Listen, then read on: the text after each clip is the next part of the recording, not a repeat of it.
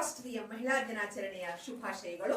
ಗಜಲ್ ಕವಿ, ಈಶ್ವರನ ದ್ವಿಪದಿ ಎಂದೇ ಪ್ರಸಿದ್ಧರಾಗಿರುವ, ವೃತ್ತಿಯಲ್ಲಿ ಶಿಕ್ಷಕರಾಗಿರುವ ಸಹೋದರ ಈಶ್ವರ್ ಮಮದಾಪುರ್ ಸರ್ ಅವರು ರಚಿಸಿರುವ ಹೆಣ್ಣಿನ ಕುರಿತು ಬರೆದಿರುವ ಕವನವನ್ನು ತಮ್ಮ ಮುಂದೆ ಹೇಳಲು ನಾನು ಇಷ್ಟಪಡುತ್ತೇನೆ.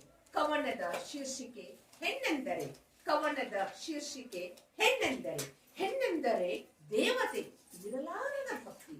ಹೆಣ್ಣೆಂದರೆ ದೇವತೆ ತೀರಲಾರದ ಭಕ್ತಿ. ಹೆಣ್ಣೆಂದರೆ ಸುಂದರತೆ ತೀರಲಾರದ ವರ್ಣನೆ. ಹೆಣ್ಣೆಂದರೆ ಸುಂದರತೆ ತೀರಲಾರದ ವರ್ಣನೆ. ಹೆಣ್ಣೆಂದರೆ ತಾಯಿ ತೀರಲಾರದ ವಾತ್ಸಲ್ಯ.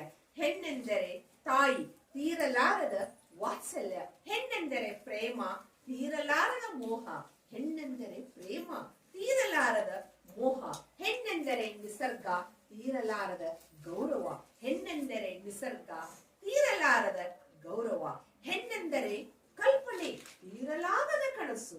ಹೆಣ್ಣೆಂದರೆ ಕಲ್ಪನೆ ತೀರಲಾಗದ ಕನಸು. ಹೆಣ್ಣೆಂದರೆ ಹೂ ತೀರಲಾಗದ ಆಕರ್ಷಣೆ. ಹೆಣ್ಣೆಂದರೆ ಹೂ ತೀರಲಾಗದ ಆಕರ್ಷಣೆ. ಹೆಣ್ಣೆಂದರೆ ಸೃಷ್ಟಿ ತೀರಲಾಗದ ವೃಷ್ಟಿ.